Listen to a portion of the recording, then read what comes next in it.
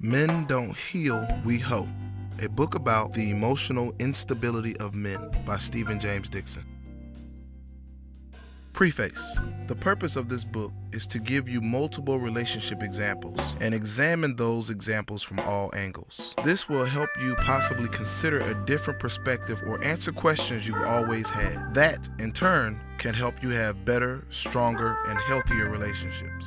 I am of the male gender, so it may seem like I'm taking the side of the man, when actually I'm just being harder on the woman because women actually listen, learn, and implement sometimes. Men can hear some, but they don't listen. This will not be a male bashing book either. Not our fault women allow us to become where we are. Women will get the uncensored, uncut, raw male point of view. Men will get the truth about us. We are trifling. I'm not bashing. We trifling. The first half of the book is loosely based on my travels, combined with my observations, enhanced by my research and insight. The language will be raw at times because I want to convey the real emotions, thoughts, and ideas of men. All of this is for you. I write like I talk. Imagine that I'm sitting right across the table from you. I call it my Shaolin writing technique. It's chopped and screwed, it's fast-paced. I talk directly to the reader. I speak boldly. That's because I want to reach you, and being bold is the only way to do it. None of my stories or examples are about my current marriage. I was forced to add in this statement. Wifey has allowed me some freedoms to say some things in this book that married men probably should not be at liberty to say.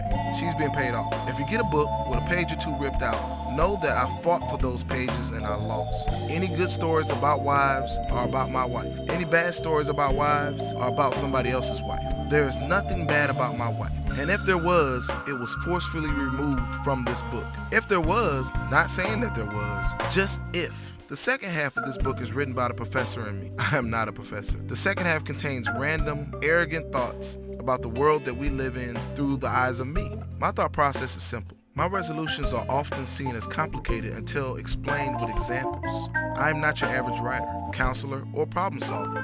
My advice is unconventional, unthinkable, and at first glance may even sound ridiculous. Think it through and you'll find it is sound and only appears ridiculous because it goes against so much of what you have seen, read, or been taught. Not for the faint of heart, but my advice is tried, tested, and true. I make some revelations, I shatter some myths. You will be entertained. I speak in generalities. I may say husbands, blah, blah, blah. I may say wives, blah, blah, blah. Now, of course, not all husbands are the same and not all wives are the same. I'm speaking in general, on average, or saying what I think.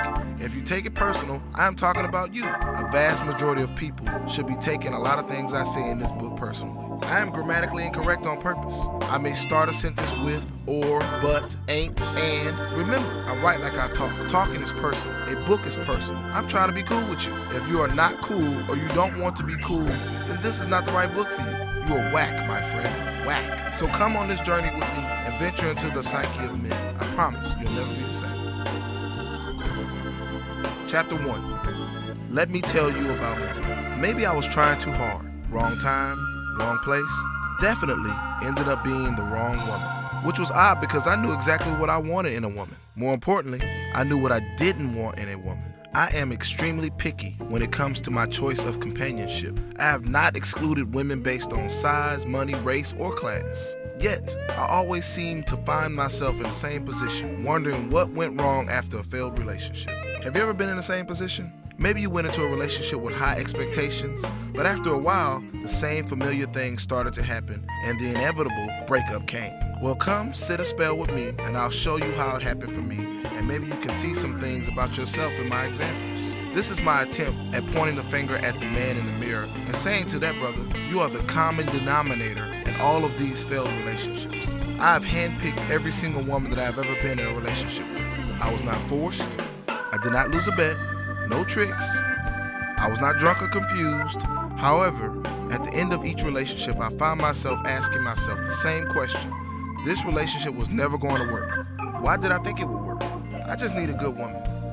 One who's caring, concerned about my well-being, dependable, trustworthy, and God-fearing. Responsible. If she doesn't have a high-paying job, at least have a promising career plan. I can purchase teeth, but she got to be willing to work out if she's overweight. Be able to cook a decent meal, homegrown, good family roots. That's all I need. Not much, nothing fancy. I don't need a supermodel. She has to have a huge heart, though. I need a lot of love, attention and affection. I don't have any special requirements or needs. As many women as I have dated, you would think I would have found by now the perfect woman for me. Relationships are funny like that. Some days woman seems perfect for man. Other days man and woman are trying to figure out how to quietly and without notice remove their significant other from the face of the earth. Why is that? How is it possible that I can spend years sifting through women and not be overwhelmed with joy each and every morning when I awake with the chosen one? Is it me? It can't be me. Who am I? I am a 31-year-old, God-fearing, church-going, and tithe-paying. I have a college degree. I am a homeowner. I don't have any kids. I am a lot of fun. I'm intelligent. I can discuss any topic you choose. I no longer look like I was sculpted out of rock like I did when I was younger. But the little belly I do have, ladies like to rub on it. I still get compliments on my physique when I rip off my outer garments. I have been told that my smile lights up the room. I don't smoke, don't drink, never have. I cook. I keep the spot clean, good credit, but bad luck with women. I wine and I dine. I am a romantic. I rub feet, quite skillful in the bedroom, gentle and patient.